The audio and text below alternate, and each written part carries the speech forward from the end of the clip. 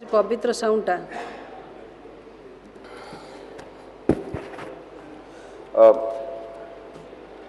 मान्यवर बाचस्पति महोदय आपण जरिया मोर मंत्री महोदय मोर प्रश्न दशवंतपुर ब्लॉक रो लाइफलाइन कह जाउथबा पेडिसिल ब्रिज जहाँ पेडिसिल नदी उपर निर्मित होईची ता आज भांगी 5 वर्ष होबा गलानी पुणी से घटना बाबद रे जिलापाल आरंभ करी विधानसभा पर्यंत विधानसभा मध्य बारंबार उपस्थापन कराई बारंबार दाबी रखाई किंतु आ उपरे केबे मध्य प्रशासन गुरुत्व दे नहीं जा फल से रास्ता ब्लॉक रु बाहरी जिला सदर महकुमा को संजोग करुच्ची एनएच को मध्य 326 नंबर जातीय राजपथ को मध्य से रास्ता देकी जीवा पड़ुची से ब्रिज जो भांगी जाइए लोक नाई असुविधार सम्मुखीन होती प्रत्येक दिन हजार हजार लोक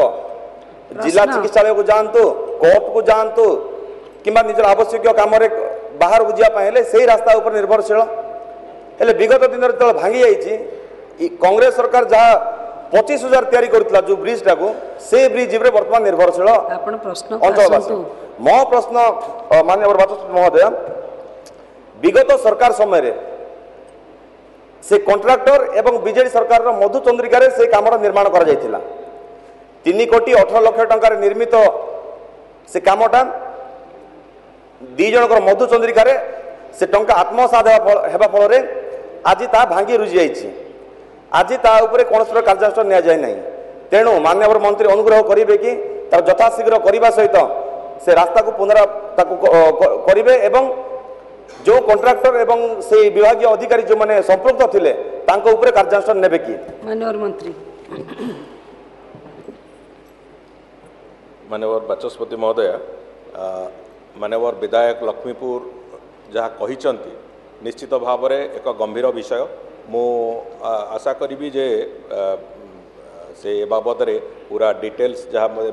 माननीय विधायक तारा प्रसाद बहिनपति भी से कथा उत्थापन करोथिले किंतु मो कहया कथा से बाबद रे विशद भाव में आम आलोचना करवा एवं विभाग पक्षरु से बाबद रे जहाँ त्वरित पदक्षेप निया कथा निश्चित भाव में नियाजिबो मु आपनको सेटा आश्वासन दउछि एवं से बाबद रे आपण जहाँ जहाँ आवश्यक तथ्य अछि निश्चित भाव में मते जणैबाकू मु आपनको अनुरोध करूछि।